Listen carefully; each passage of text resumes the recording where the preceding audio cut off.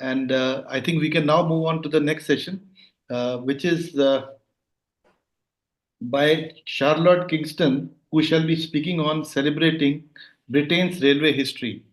Uh, Railway 200, S&DR 200, and the 50th birthday of the National Railway Museum.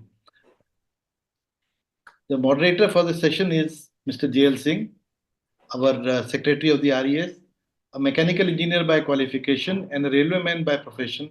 Nevertheless, J.L. Singh's first love is rail enthusiasm. Having spent a lifetime in the railways, he has now retired from active service, but not from the railway world. One of the Rail Enthusiast founding members, he is its secretary and also the editor of its quarterly magazine. As part of his work with the Indian Railways and the Rights Limited, he has travelled widely and has worked with the railways and rail related areas in India and all continents except Antarctica, giving him a comprehensive picture of rail activity and rail enthusiasm the world over. Over to you, Mr. Jail Singh. Thank you, Manoj. We started today's session with the United States of America and then shifted right across the world and went to Australia. After that, we were in India, and today we shift to the National Rail Museum. Not the National Rail Museum that you have in New Delhi, India, but one that you have at York in the United Kingdom. We are very happy to have with us Charlotte Kingston, who is head of the public programs and communications at the National Rail Museum at York. Since joining the National Rail Museum in 2018, Charlotte has led on the creative programming of the museum, including exhibitions, displays, and capital projects. She has delivered exhibitions on model locomotives from the 19th century, photography of China's rail network by renowned photographer Wang Fuchun, and a series of projects about the contemporary changing railway in the UK. She has also led on the design and narrative of the museum's ongoing Masterplan, which will enable the museum to express the past, present, and the future of the railways, and to represent and reflect the amazing evolution of rail across the globe. Prior to joining the National Rail Museum, Charlotte worked as a freelance curator and design consultant for a number of museums all across Europe. With this brief introduction, I would like to hand over to Charlotte. Over to you, please. Good morning. Thank you very much, Mr. Singh, and good morning to you all. Good afternoon or good evening, depending on where you are. If you'll bear with me, I'm going to put some slides onto the screen. Perfect. Thank you so much. Maybe if I say next slide, please, in the manner of civil servants the world over, that would be very helpful, and I'll ask you to move me on. Well, good day, everyone. It's really lovely to be here today. I'm quite impressed by the range of participants, and I'm sure the very global locations that you're all calling in from. So today I'm going to talk to you about celebrating Britain's railway history, and particularly how the National Railway Museum, as we approach our 50th birthday, is doing so this year. If you move on to the next slide, please. I do want to thank some of my curatorial colleagues from whom I took lots of this presentation before I begin. It's very much the collaborative work of a number of different teams to bring together what we might think of as the 200 years of the railways, because 200 years ago this year, the Stockton and Darlington Railway in the northeast of England changed our world forever. On the 27th of September 1825, the first steam-hauled, fare-paying passenger journey on a public railway took place. In other words, it was the first time that train travel resembled what we know today. Or was it? Next slide, please.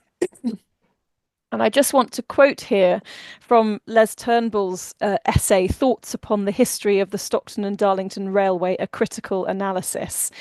And he writes, when the North Eastern Railway allocated £5,000, £250,000 in today's money, for the Jubilee celebrations of one of its constituent parts, the Stockton and Darlington Railway, it was not an act of charity, but a calculated move to promote the image of the company and present the North Eastern Railway as the place where railways began. And in fact, in Turnbull's later words, he calls this a necessary misconception. And 1875 is in part responsible for the reason that we celebrate 1825, when in fact there is a lot of evidence to the contrary to suggest that 1825 was not in fact the start of the modern railway as we might know it today. It was definitely significant, but it was by no means the only significant railway moment in that early part of the 19th century. So if we just move on to the next slide, I thought I would highlight the fact that in classic BBC speak, other railway firsts are available. And in fact, as many are keen to point out, railways operated far before 1825 actually took place. Curators at the National Railway Museum believe that some of the earliest railways might be in fact in Greece, in Diolkos, which is on the spit of land that connects the mainland of Greece with the Peloponnese. And that boats may have been taken across this land mass from the inner water inlet to the outer sea. Using a system of sleepers, so a sort of railway, if you like, from ancient Greece. But there are other early railways, such as a funicular railway in Austria, using horsepower. Two early wagonways in Britain, one in 1566 and one in 1605, one below ground, one above. And then the Middleton Railway, which was the first, if you like, legal railway, the first wagonway to be granted powers by Act of Parliament, ensuring legal protection and support. And on the next slide, you'll see that there are even more moments that predate that, in particular, the Merthyr Tramroad from 1804, which was Richard Trevithick's railway on which his experimental locomotive Penny Darren ran. And of course, the Swansea and Mumbles Railway, which many claim is the sort of first railway that you might expect, where passengers paid for the privilege of travelling on a horse-pulled cart. So the Stockton and Darlington Railway had many precursors, and it can lay claim to being the first steam-hauled fare-paying passenger journey on a public railway. But there are those that argue that actually it wasn't until the Liverpool and Manchester Railway of 1830. Of course, in the UK, we are looking ahead to 2030 and thinking about how we celebrate that particular moment, which we think we really can say is the start of the modern railway as we know it. If you think of two termini, two cities with two tracks going in opposite directions, connecting them.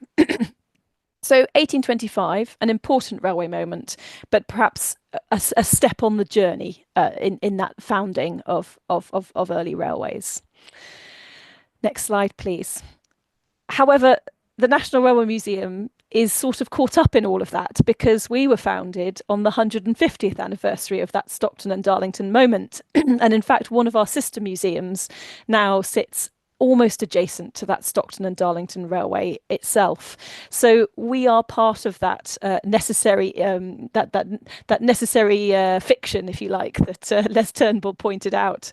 And so we also need to mark that in some way, because for us, it's actually our 50th birthday. If we move on to the next slide, I'll give you a little bit of context if you don't know our museum, if you've never been to York or never been to the UK. So we are based in the northeast of England. This lovely picture shows one of our large collections halls. This is called Great Hall. And it's filled with only a few of our incredible rail vehicles. And you might be surprised to know that of all the railway collections that we hold, our rolling stock actually only comprises 0.0014% of our overall railway collections, but they take up the greatest amount of space. And if you perhaps didn't know, the National Railway Museum is part of a group of 5 museums and 1 collection site, which makes up the Science Museum group of museums. And on the next slide, I can show you the spread of those museums across the UK. We have the Science Museum in London, in the capital. We have the Science and Industry Museum in Manchester. We have the Science and Media Museum in Bradford, the National Railway Museum and Locomotion in the northeast of England, which are our 2 railway museums. And then our collection centre, the Science and Innovation Park in Swindon as well. And together we look after around 7.3 million objects and welcome just over 5 million visitors each year. On the next slide, I'm going to show you the site as it is today. We're under quite a lot of construction. In fact, if we move on to the next slide, in fact, it will show you just how those two halls are laid out. We have Station Hall, which is to the south of the site, and then Great Hall to the north of the site. And through the middle of our site runs a road, which I will come back to. We have a lot of construction work going on at the present moment because we are entering a new phase of our life. And it's worth pointing out that right now, as of today, Station Hall is currently closed to the public because we are renovating the roof and we are putting in a new exhibition and display, which I will talk about more a little later on as well. So if we move to the next slide, please. Let's cast our mind back to the 1960s and the 1970s when a York-based railway museum had started to be discussed. This was in the context of the winding down of British Rail and the need to collect that steam era of the UK. And it was to be an amalgamation of emerging railway collections. So there was an existing transport museum in York, and there was also the Clapham Museum of British Transport in London, which is shown here, which had opened in 1961, but was already outgrowing the site. If we move on to the next slide, I want to show that debate raged in Parliament about the decision to put this museum in York, of all places. Goodness me, how dare it think about going outside of London. But there were some supporters. So we have Mr. Edward Lyons here, who speaks on behalf of the children of Yorkshire, including his own. Where will they go on a rainy afternoon if we cannot take them to the museum at York? The wealth of England often comes from the smoke and grime of areas outside London, but the wealth of England is so often spent in London. Consequently, there is a feeling in the north that the people there are at a discount, that they are a wild and savage people living in a northern clime. I don't think you'd get away with speaking about the north of England in those terms today in Parliament, but there we go. And then, of course, Jenny Lee, who was the Minister for Education and Science, speaking in the House of Commons in 1969. And she says, York has many advantages, as my honourable friend has outlined. It is a beautiful city, an old railway centre. It is a tourist centre, and the new museum will be sited close to the station. This building will not only be connected by rail, but it will have 2 internal turntables, which will make it easy to carry out rearrangements of the exhibits as new material arrives in the future. It will also help maintain the authentic atmosphere of what is essentially a railway building.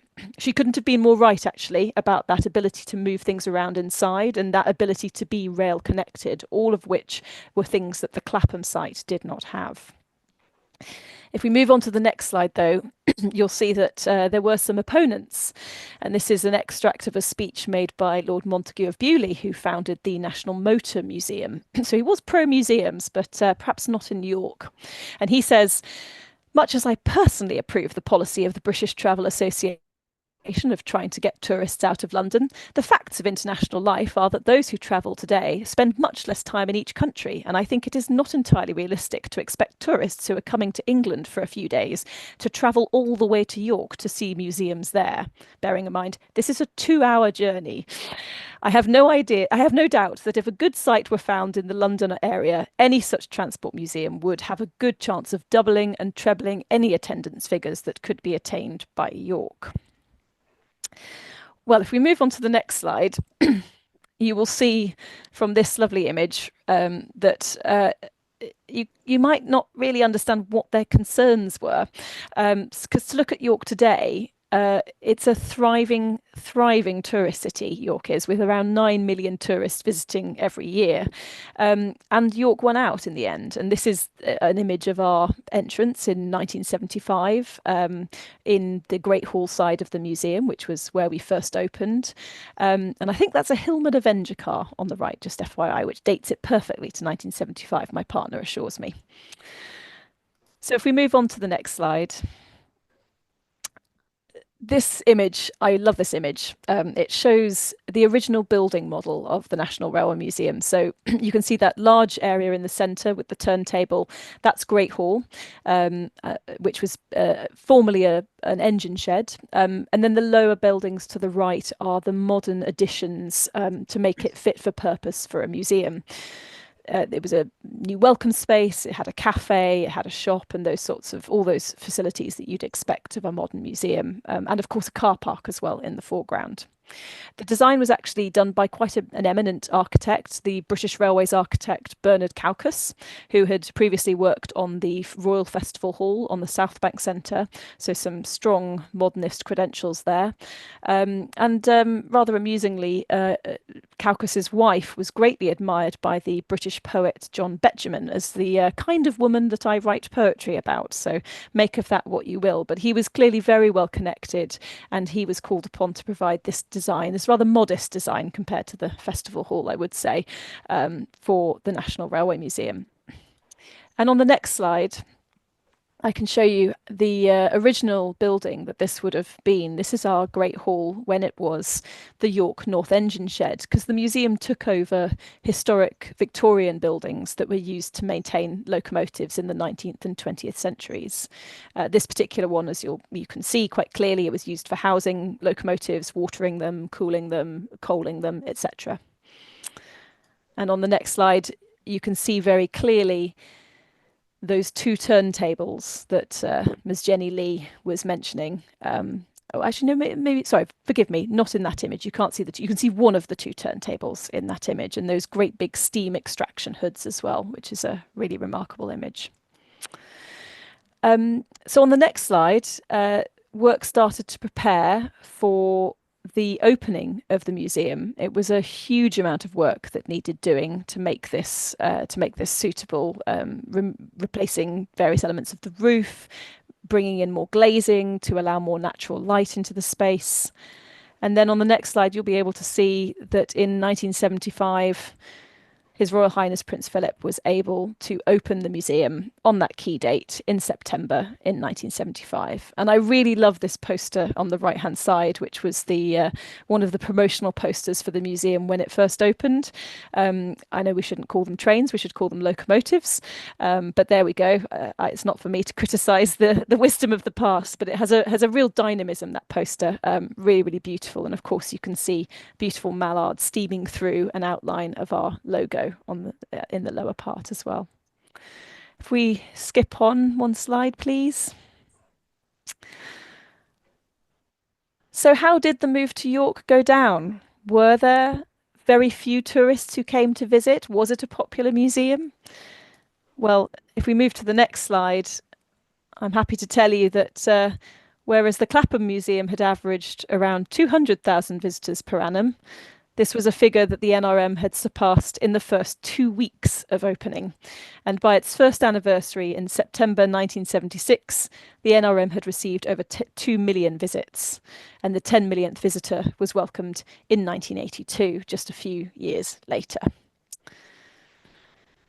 So we move on to the next slide, and we move into a new phase of the National Railway Museum's history. So by this point, that old roof from the North York engine shed, which had been renovated in 1975, but still needed substantial work. Unfortunately, it had really started to fail, as many roofs are wont to do. We're still battling with roofs today, and in fact, so a new design was proposed, and this cross-section of the new roof I'm showing here really kind of shows how that massive single-span steel structure would cover the rail vehicles and provide a much more elevated interior space for that museum.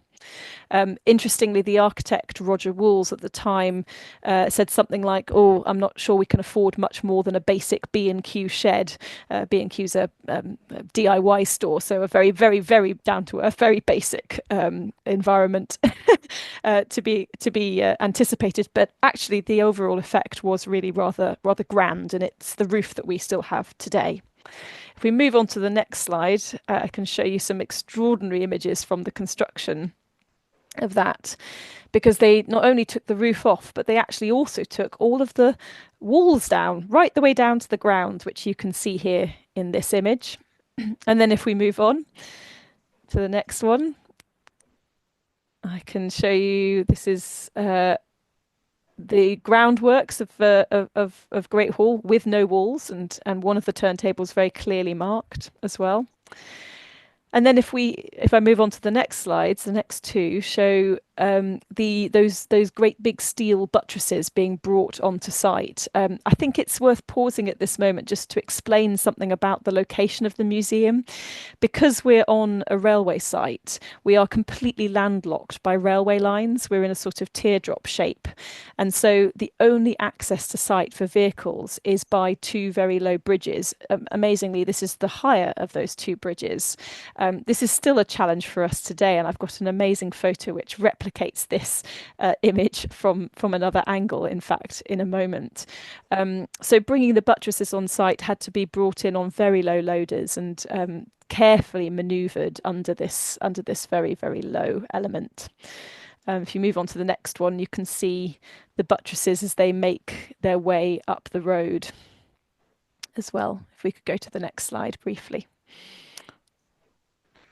So yes, there are those steel buttresses as they make their way towards the Great Hall site up to the right-hand side. Next slide, please. So then this is a lovely image from 1990, around 1990, with the steel span installed, looking really grand and really big, quite a lot more impressive actually than the previous roofscape had been. And actually here you can really clearly see those two turntables, the one in the background, which is still operational and still there today, and the one in the foreground, which has been filled in.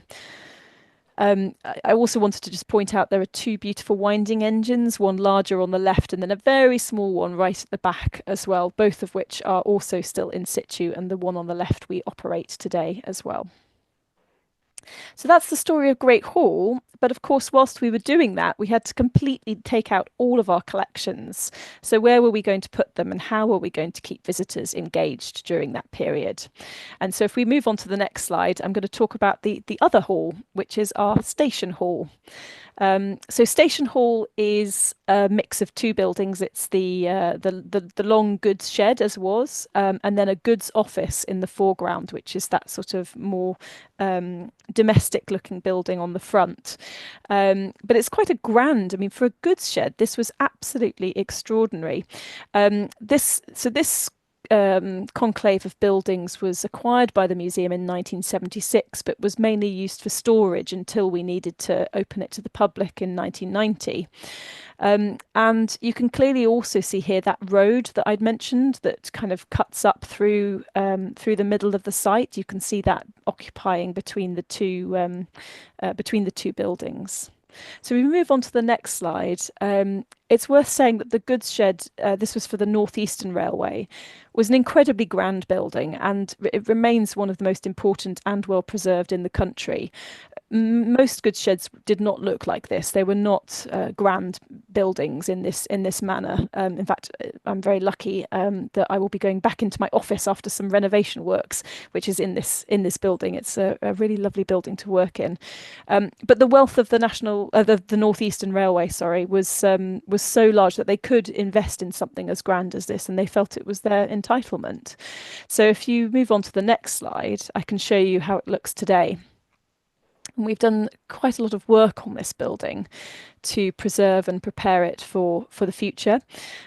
We've taken off, we've had to replace lots of the slates, but we've managed to retain an awful number of them as well on the roof.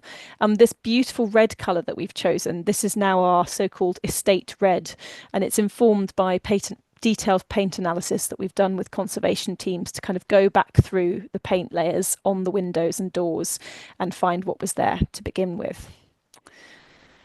So inside, if we move on to the next slide, it's a really interesting building. It's a classic goods shed with long platforms, space for wagons, and this is an image from when it was in use as York's busiest goods shed's main goods shed, for bringing all of the things that you would expect into a bustling metropolis.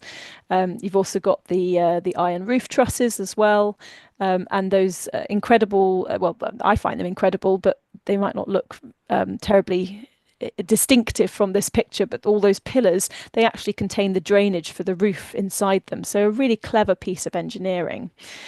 This view is taken from a window in the upper part of the goods office on the front. So managers could look down upon their staff as they were working in the goods shed, which I promise, although this window does still exist today, I promise it's not used for the same purpose today. So then on the next slide, I'll briefly touch on the fact that then we opened this to the public in 1990 for the Great Railway Show, and we were able to show elements of our collections and tell those stories that we wanted to tell with our objects whilst Great Hall was closed. Next slide, please.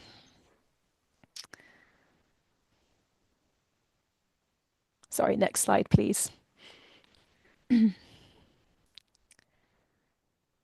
And this really rich color image. What I find interesting about this is there are still so many elements from this building that are still there today, not least that that collection of hampers and baskets in the foreground, but also the Persimeter office, that ticket office towards the left as well, is still part of our collection and will feature in our renewed exhibition, which we are opening later this year.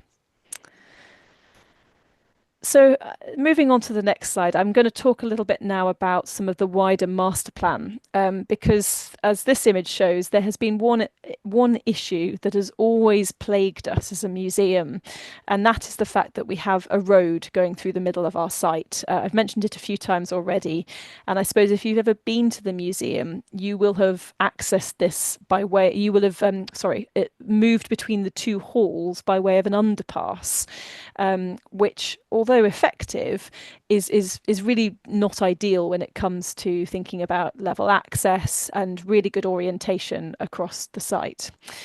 So if we move on to the next slide, you can still see what I find this is a great before and after. This is how the road is looking today.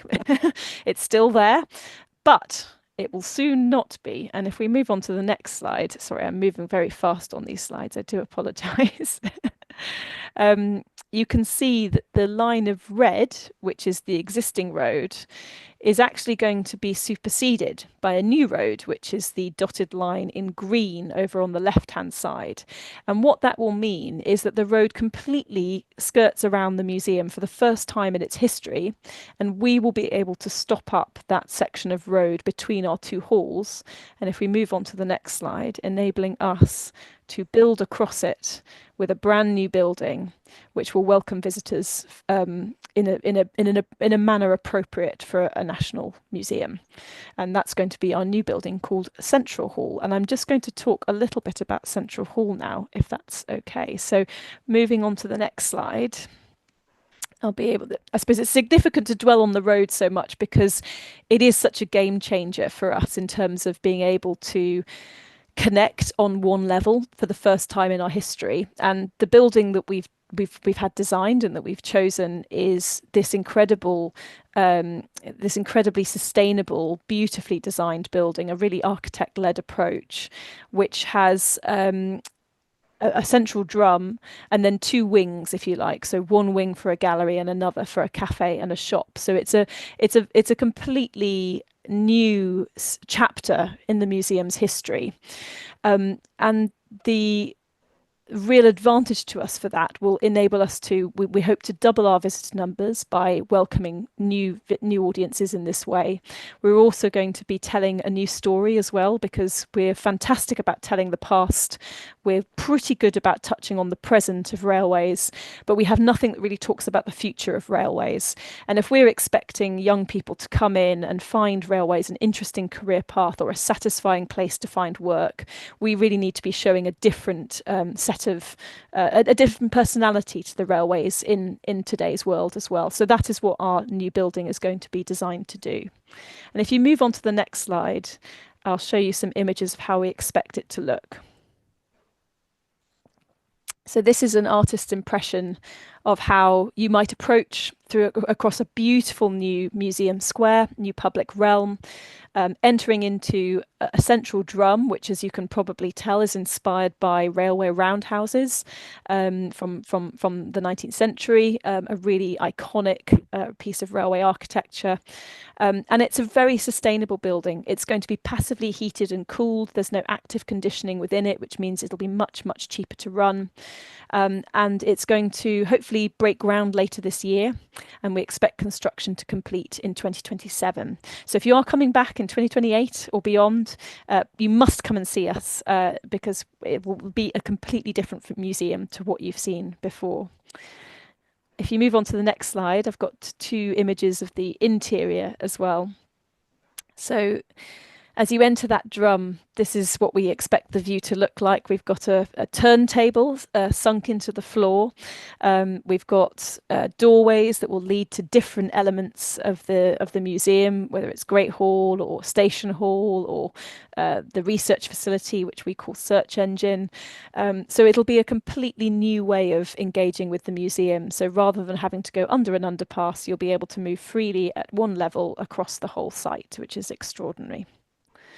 And if you move on to the next slide, this is a very indicative image of how we see the Futures Gallery, that railway Futures Gallery that I talked about, how we might see that looking. We want to really focus on some of those high-tech performance issues that the railways are facing, and how railway technicians and engineers are solving those problems. And we're also going to be touching on themes like climate change, gendered design, and also global railway projects. So where are the big railway projects around the world, and how can we learn from them and understand them better? And then if we move on to the next slide, I want to talk about some of the projects that we've already achieved. And this gallery is our newest gallery.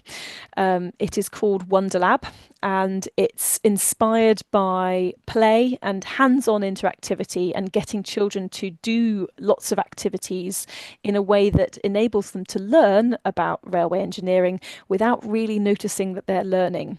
So here are just 2 examples of some of the exhibits we have in that amazing gallery. And if you move on to the next slide, I can show you how the gallery looks as a whole. So this beautiful hands-on gallery opened in 2023.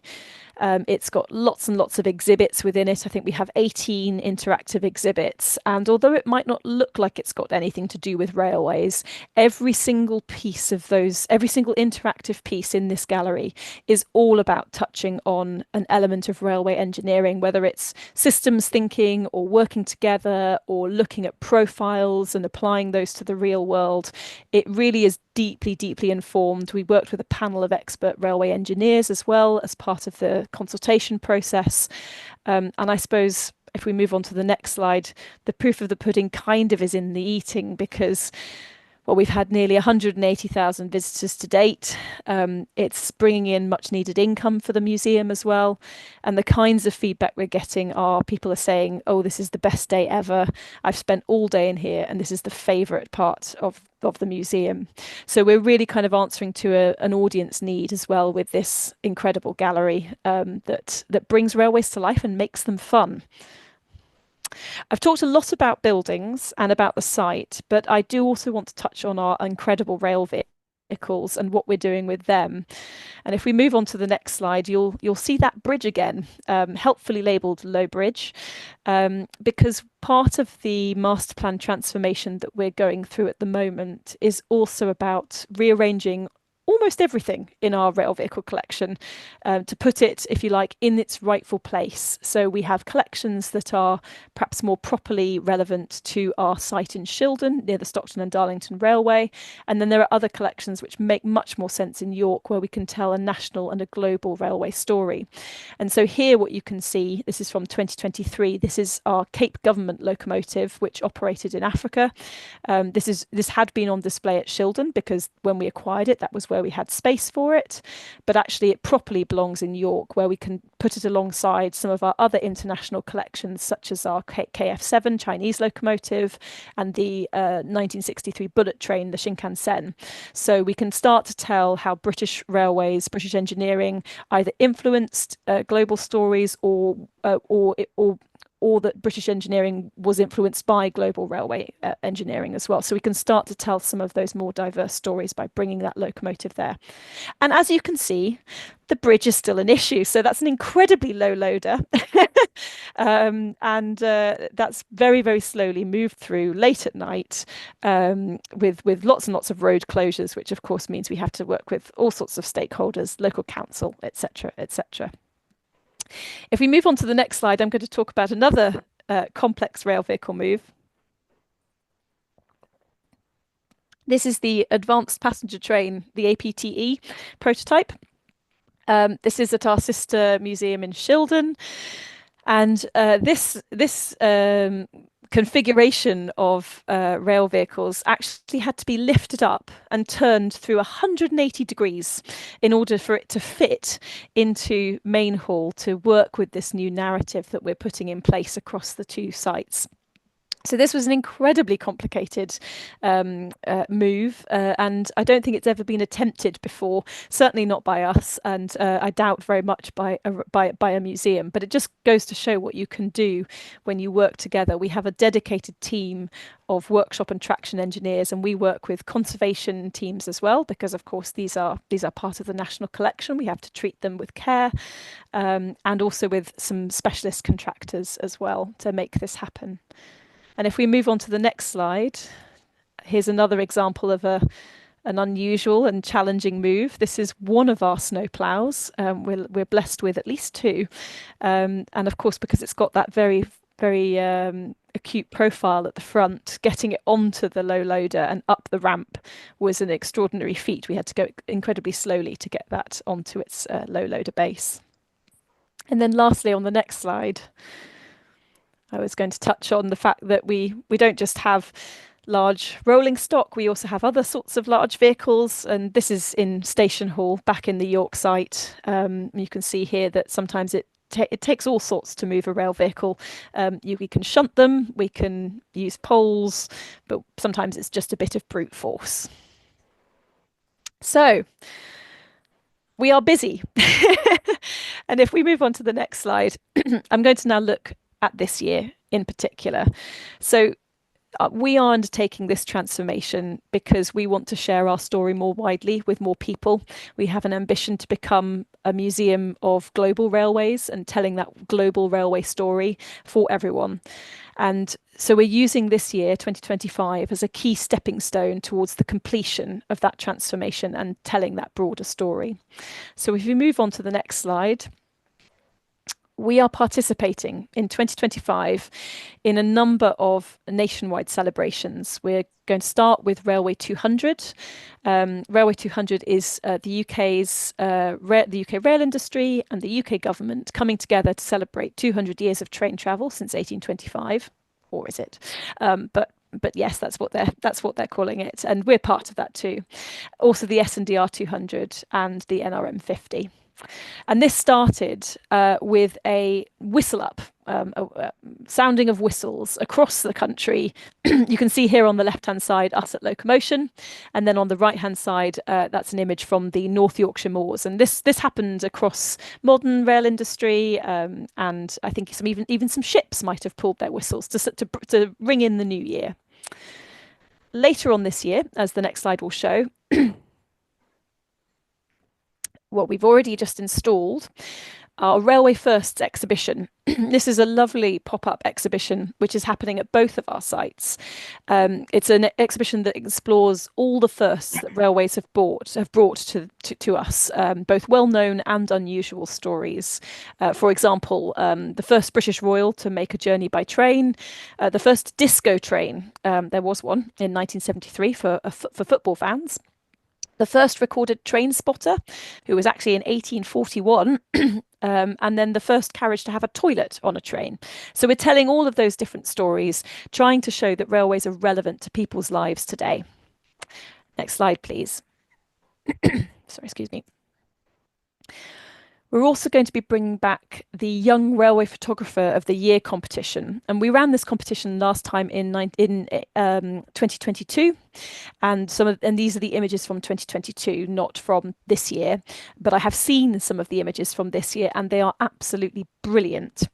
Really, really good quality. And this is all about inspiring young people aged 25 and under to go out and be curious about the railways and put together a beautiful portfolio of images, which we then judge. And then we're putting on display not only in the National Railway Museum, but also in some stations in London. We're taking it to the Expo in Japan, and we might even be taking it to one other location as well this year too. Next slide, please. Speaking of crossing the country, we've also partnered with Network Rail partners to put an exhibition on a train. And this is going to be called Inspiration, and it's going to crisscross the country on old Mark III carriages, which are, that's an example of them on the right. They're not the actual carriages there, but it shows you what they're going to go into. And there are 4 carriages in total, and we've curated 2 of them, one with some content from that Railway Firsts idea, and another with those some interactives from the Wonderlab experience. And there's also a careers carriage as well. So it's really about showing young people what the railways could mean for them, and inspire them to consider a career in railways too. And then next slide, please. We're also running a series of programs throughout the year, everything from an orchestral performance through to a kids takeover day and an open museum weekend as well, all about trying to share our museum with the public in new ways. Next slide, please. But I suppose the cherry on the cake is the reopening of Station Hall. And these are sneaky peek images of Station Hall as it's currently being renovated. So these are, I think, just from last month, these pictures. On the right-hand side, you can see a beautiful new roof that's been put in place with photovoltaic panels on the roof as well. And then inside, we've been completely restoring the underside of the roof. It's got new lighting, new heating, and many, many other things to come as well, including, if we move to the next slide, a new exhibition. So it's a wealth of new interpretation that visitors will be able to engage with. There again, you can see that lovely ticket office, which will feature. It's going to feature a people-centric story in the station building. So it's going to be all about the different roles, the different people stories, and how stations and rail travel affected people's lives directly. So you can expect lots of photographs, lots of film, oral history clips, and of course every vehicle in there will have its own interpretation panel, which will go to a level of depth that previously hasn't been present for our rail vehicle interpretation too. Next slide, please. And we're celebrating our amazing collection as well. The star object, I think, of the exhibition will be this item on the right, which is the W.H. Smith bookstall. This is a bookstall that was formerly located at Waterloo Station in London and has undergone significant restoration to bring it back to display standards. It was in very, very poor shape, having been on outdoor display in a heritage railway in Norfolk, and then we'd sort of left it in a collection store in not brilliant condition. So it's been lovingly restored by a local conservator, and it's looking absolutely beautiful. And we'll use this to tell the stories not only of some of our beautiful collections, because we're going to dress it with reproduction posters, etc., but also of how W.H. Smith, which, if you've travelled in the UK, is often the only shop in a railway station, but it popularised things like the spread of literature and books, and popularised reading on long railway journeys. Always a pleasure as well. We've also got some incredible collections such as this coffee percolator, which is a coffee pot in the shape of a steam locomotive in the bottom left. We have a prosthetic limb, which was issued by a railway company to an employee, which just goes to show how health and safety approach has shifted somewhat from cure to prevention. And then we've got some beautiful displays of railway signs as well, which will also go onto the walls and kind of really give a sense of that overwhelming visual spectacle that a station could be as well. And then next slide, please. This gives an artist's impression of how we think it might look when it's open to the public. And then I'll finish with the final slide, if I may. and just say thank you very much for listening. I hope you've enjoyed hearing a little bit about what we've got going on and about the history of the National Railway Museum. And I look forward to answering your questions. Thank you very much.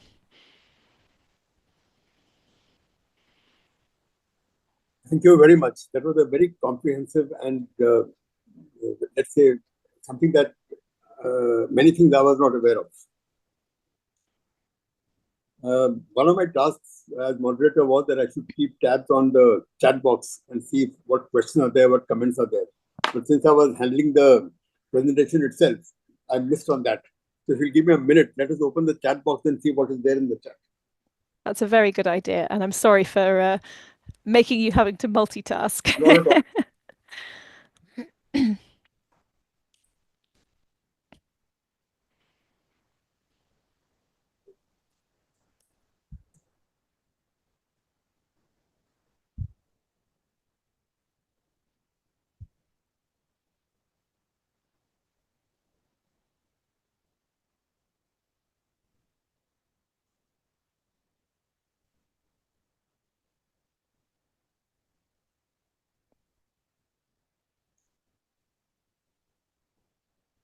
Lots of support for the museum and love for the museum, which is lovely to see. Thank you so much.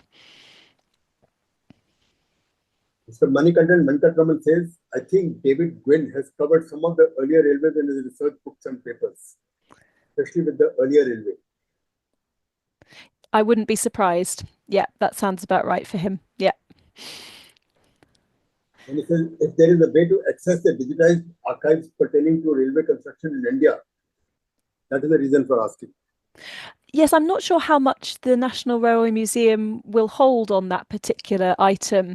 I'm very happy to circulate a link to our collections online and our archive facility, which is mostly searchable up to a point. Not everything is on there, but I'd be happy to share those links, and then interested persons could research that way.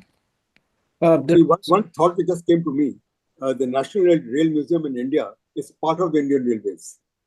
Ah, yes. The Indian Railways are the, let's say, covering the entire. There is very little railway outside the Indian Railways except Konkan Railway and the metros. Everything else is part of the Indian Railways. And the National Rail Museum itself is part of the Indian Railways. So for them to get exhibits or any material from the railways is not a problem. How do you manage that? Because you are, from what I understand, a separate entity. So we are, yes. So we are technically we're a national museum. So in our sponsoring government department is the Department for Culture, Media and Sport, DCMS. So we are equivalent to the Victoria and Albert Museum or the British Museum or the Natural History Museum in terms of how we're set up and governed. We're an arm's length government body. So how do we get collections from the railways into our collection? Well, most of the time we struggle to say no, but there is a committee body called called RHDAB, which is now if I can remember how the acronym goes, the Railway Heritage Designatory Advisory Board. I'm sure I've got those words in the wrong order. But essentially, it's a board of reputable individuals with connections into the rail industry and into the museum sector, and they assess what's currently active in the rail industry, what's likely to come out of service, particularly rolling stock, but not only rolling stock, and then they designate it. And if you've designated it, there is a chance that it might come to the National Railway Museum, but it might also go to another museum or another body for preservation and retention for the nation. It's just because RHDAB has said that they want it to be designated doesn't automatically mean it comes to the National Railway Museum. But that is how many of our most recent collections have come to us, for example. But the problem is we're actually running out of space. So although we're doing this big reshuffle of every item in our collection, or all the big ones anyway, we don't have a huge amount more space to take on anything new without building maybe even a third building. Coming back to the chat, Mr. Ghosh says, ma'am, there has been a popular TV series called as Thomas and His Friends. Yes. I spent most of my childhood watching it, and I even watch it now sometimes. As I saw your slide of the locomotives preserved in the museum, I found that many of the locomotives of the TV series have been inspired by the designs of the engines kept at the museum. That's absolutely right. Yes, Thomas the Tank Engine and all his friends.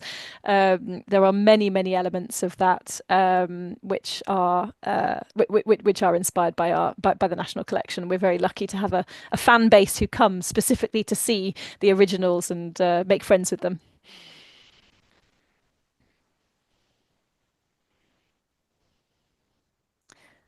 I'll just quickly interject here, sir. I won't take more than a minute. Okay. Yeah. Hello, Miss Kingston. This is Mani. I'm doing research on early railway construction in India, and I have been asked to present at the early railway conference in UK in September of this year. I think that's part of the Railway 200 celebrations that you It is, yes. talking about. So I am interested in original materials pertaining to construction in our subcontinent, especially in the southern part of the subcontinent. So that's why I was asking you if you can send me some contacts and links pertaining to that. I'd be really grateful. I will see what I can do. Absolutely. Thank you. The Indian Railways Institute of Financial Management says, new insights on origin of the railways. Absolute joy to watch this presentation by Charlotte on making of this museum in such detail. My first ever railway museum visit by studying transport economics at Leeds way back in 1996. Britain really values its heritage and has preserved everything so well. A recent visit to this tiny Didcot railway centre near London was also simply exhilarating. Yes, it's lovely to see such support. So thank you very much. And I think sometimes it's often easy to lose sight of the fact that a railway museum has to have certain things to be able to be a railway museum. Namely, it has to have tracks, it has to have enough space. It's quite a specialist display space, and so it's quite interesting to go back into the history of the actual buildings as well as the forming of a collection and how a collection comes to be made. It's really interesting. Mr. Sanjay Mukherjee is asking, what is the level of infrastructure and financial government support for the NRM? Yes, so we have two types of support from the government. We are not fully funded by the government by any means. So just under 50% of our operating income, so that's kind of keeping the lights on, keeping the staff paid, keeping the doors open on an annual basis. Just under half of that is paid from a grant from the government.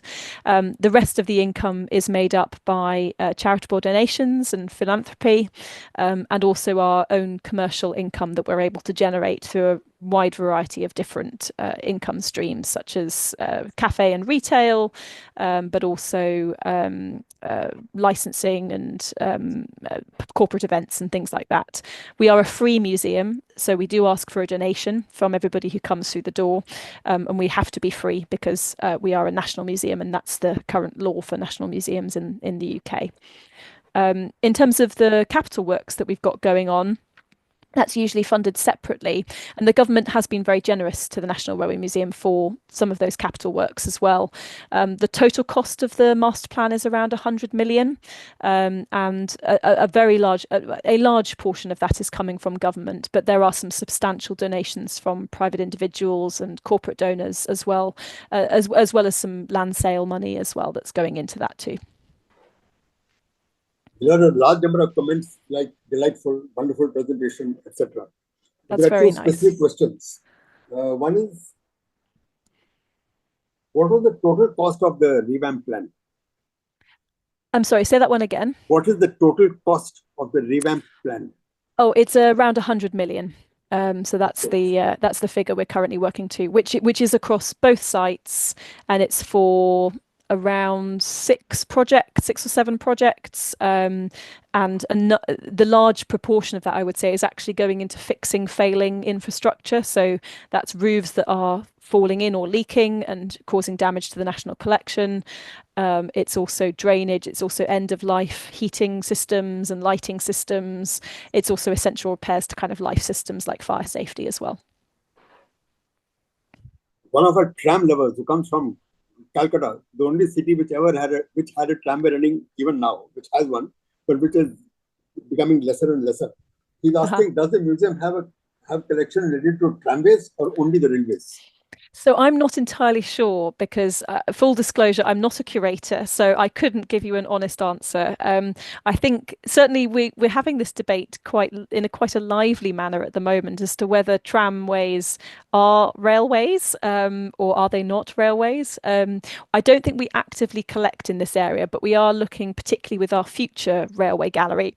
We are thinking about how we can collect a bit more broadly. So we're collecting some really unusual things to tell stories about railways which might traditionally not be considered railways, but which are important to kind of contextualize that future railway story. So I'm afraid I can't answer your question about what we've got in the collection at the moment, though, but I hope that gives a little bit of flavor of what we're looking at.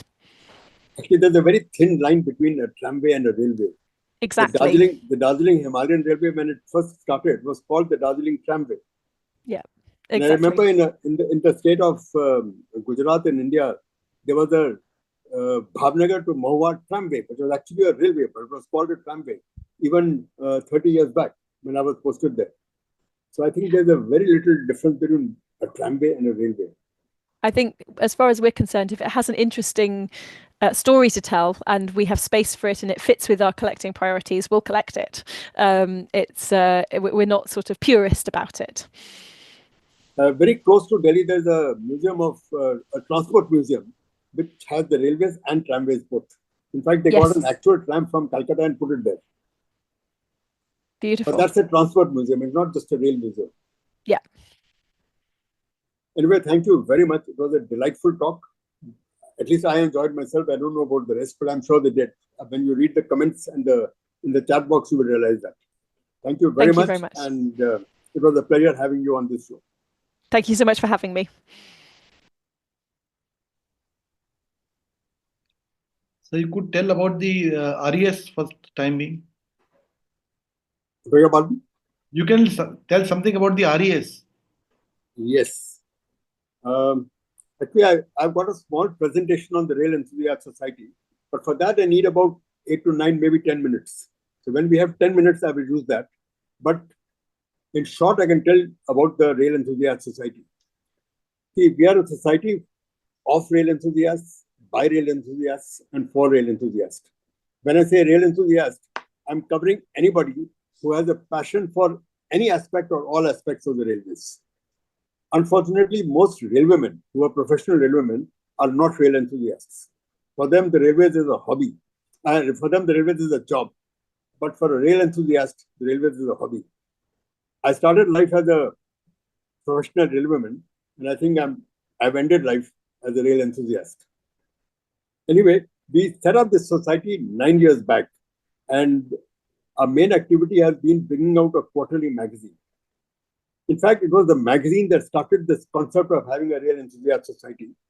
We found that in India, you have magazines on virtually every subject, be it films or be it cars or be it computers, whatever.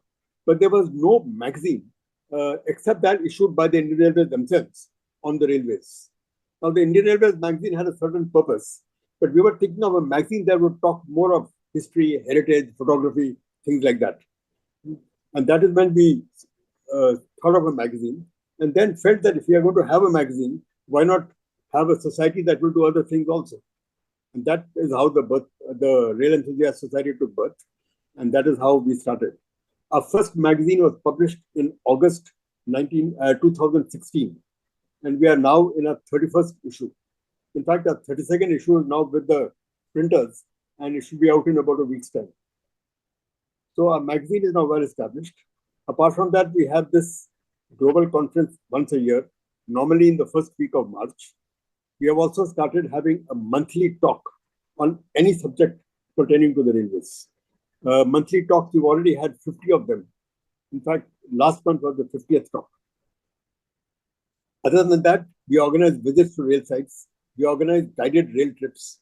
We've also had quizzes, and like one quiz was part of this. We've had independent quizzes also.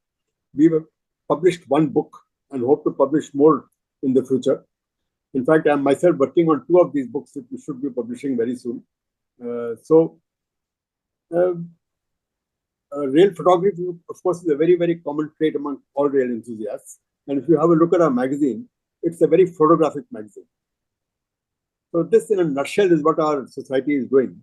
If I get a 10-minute slot somewhere, then I will give a small presentation on what our society is. Thank you, sir. Okay, over to you. Thank you so much, Mr. Jail Singh, sir, and Charlotte also, because a lovely view of something that is happening in Britain that is really inspiring to all those who would like to have good museums in India also about the railways.